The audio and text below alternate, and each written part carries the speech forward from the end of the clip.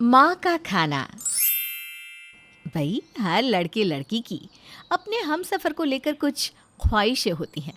जैसे वो दिखता कैसा होगा, कितना पढ़ा होगा, जॉब होगा या नहीं, वगैरह वगैरह। लेकिन अंबर की तो बस एक ही ख्वाहिश थी कि लड़की ऐसी हो जो बिल्कुल उसकी माँ की कॉपी हो। माँ जैसा खाना बनाए, माँ जैसे बाल बनाए, माँ जैसी बातें करें। कुल मिलाकर अंबर की सोच माँ से शुरू होकर माँ पर ही खत्म हो जाती थी। अब तो आप समझ ही गए होंगे कि जिस घर में पत्नी की तुलना माँ से होगी, वहाँ शांति तो होने से रही, वहाँ तो होगा हर रोज एक नया घमासान। तो जी, 27 साल के नन्हे मुन्ने मम्मी के दुलारे अंबर की शादी 25 साल की समझदार होनहार लड़की अवनी से हो जाती है। जहाँ एक तरफ अंबर मम्माज बॉय बनकर मम्मी के आगे पीछे घूमता था, वहीं अवनी एक तेज तर्रार घर और ऑफिस को बिल्कुल बैलेंस करके रखने वाली लड़की थी। शादी को लगभग 1 महीना बीत गया था। इकलौते बेटी की शादी के बाद बहू आ जाने से सास अंजू को भी भरपूर आराम मिल रहा था। बहू अवनी ने एक ही महीने में घर बहुत अच्छे से संभाल लिया था। अब तक अवनी गलत फहमी में जी रही थी कि सब कुछ भी बढ़िया है। और फिर एक दिन, मम्मी जी मैंने कढ़ी चावल बनाए हैं, मैं खाना लगा देती हूँ, आप लोग खा लीजिए। हाँ बहू लगा दे। भाई कढ़ी का तो नाम सुनकर ही मुंह में पानी आ जाता है। क्या अंबर? अब बना दी है तो लगा दो, लेकिन सही बताऊं तुम्हारे हाथ में वो बात नहीं है।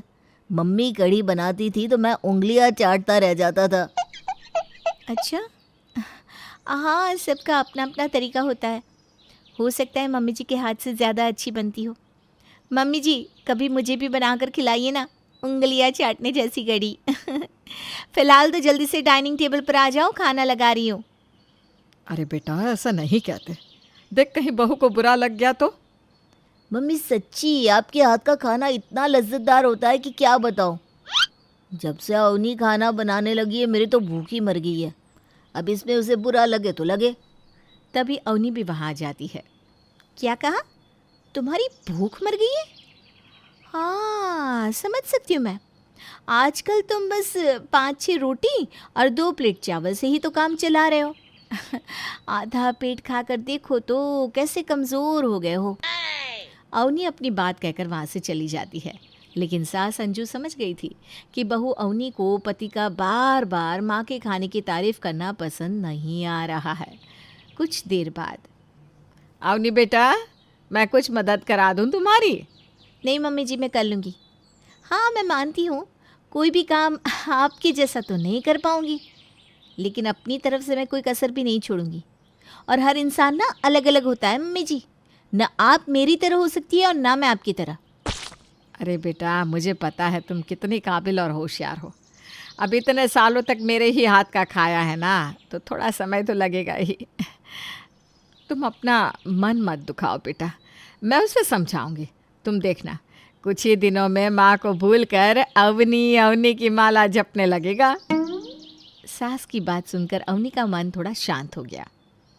मम्मी जी शायद ठीक कह रही हैं आप। इतने सालों तक अंबर ने मम्मी के हाथ का खाना खाया है ना, इसलिए उसे थोड़ा अलग लगता होगा। शायद मैंने ही ओवर रिएक्ट कर दिया। और हो सकता है कि कुछ दिन बाद उसे मेरे हाथ का खाना आपसे भी ज़्यादा पसंद आने लग जाए। अपने मन में आई कड़वाहट को दूर करने के लिए अवनी फिर से अपने काम में व्यस्त हो जाती है।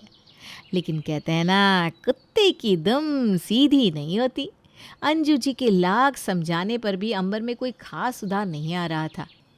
बेटा अवनी, आज शाम को थोड़ा जल्दी आ सकोगी? क्या बात है मम्मी जी? बेटा अंबर की चाची जी आने वाली है। उनकी ना बड़ी ख़राब आदत है, हर चीज़ में अपने घर से तुलना करती है।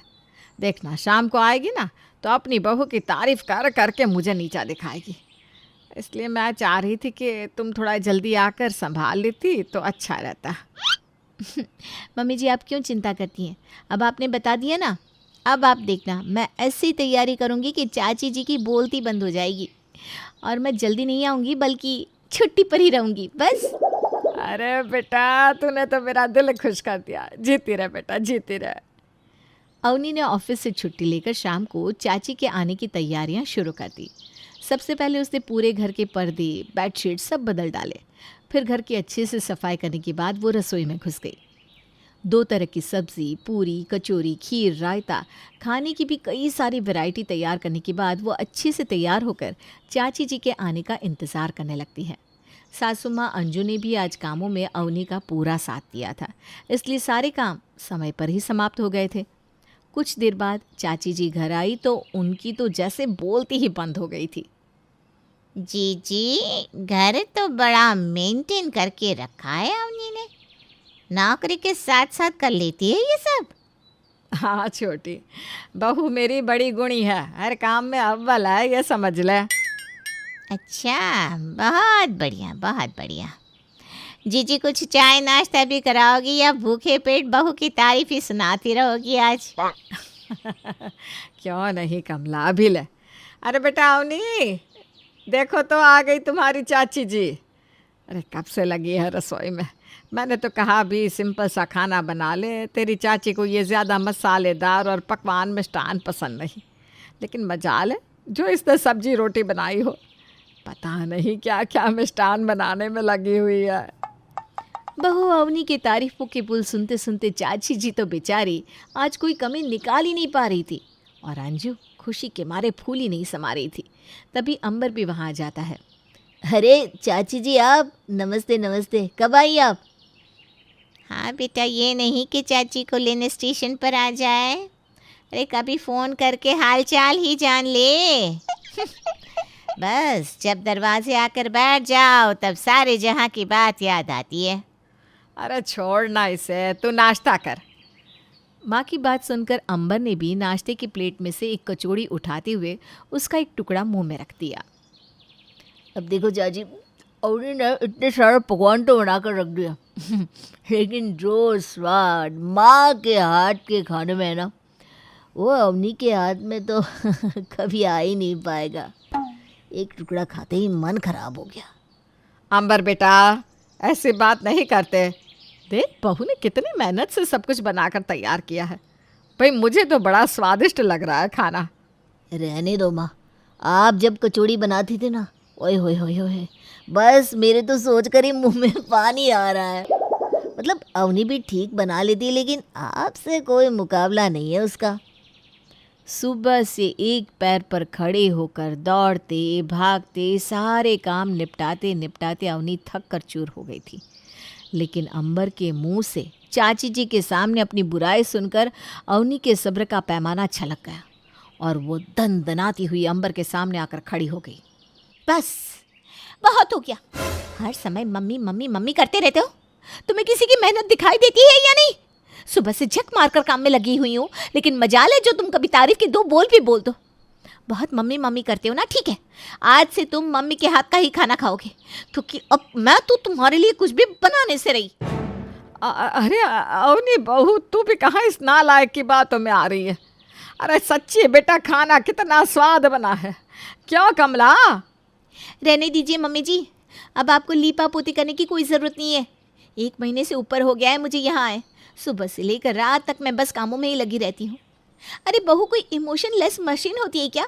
मतलब पूरा दिन खट कर सबकी पसंद का खाना बनाओ, घर देखो, ऑफिस जाओ, और बाद में आपके सुपुत्र सारी मेहनत पर पानी फेर देते हैं। बहुत पसंद है ना मम्मी के हाथ का खाना, तो जाओ आप मम्मी के हाथ का ही खाओ। मुझे भी कोई झांसी की रानी बनकर सब कुछ अकेले करने का शौक नहीं है। अवनी बहू ने चाची के सामने इज्जत का कबाड़ा तो किया ही, साथ ही साथ खाना न बनाने का जो फरमान जारी किया, वो तो अंजू को ही भारी पड़ गया। कुछ दिन तो बेचारी तीनों टाइम का खाना बनाती रही। उसके बाद अंबर यहाँ आ, तो नालायक कहीं का, माँ का बुढ़ापा खराब करते तुझे शर्म नहीं आई होगी ना। सोचा था बुढ़ापे में बहू के हाथ की रोटी खाऊंगी, लेकिन तूने सारे अरमानों पर पानी फेर कर रख दिया। अरे बताओ, अब बुढ़ापे में मुझे ही सबको बना बना कर खिलाना पड़ रहा है। मम्मी लेकिन, अरे चुप कर नालायक, खबरदार जो मम्मी मम्मी की आवाज़ सुनाई दी तो बहुत हो गया। बहू को तूने ही उकसाया था ना, आज से तीनों टाइम का खाना भी तू ही बनाएगा। अरे मम्मी मेरी जॉब तो बेटा उन्हीं भी करती है ना, जैसे वो सुबह उठकर सबका खाना बनाकर जाती थी, बिल्कुल वैसे ही अब तू भी खाना बनाकर ऑफिस जाएगा। 4 दिन जब खुद रसोई में पसीना बहाएगा तो बीवी के हाथ का खाना अमृत लगने लगेगा।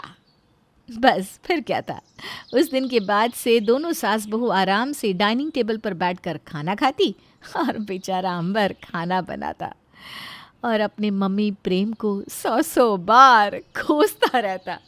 अब तो वो सपने में भी नहीं कहता खाना हो तो मम्मी जैसा।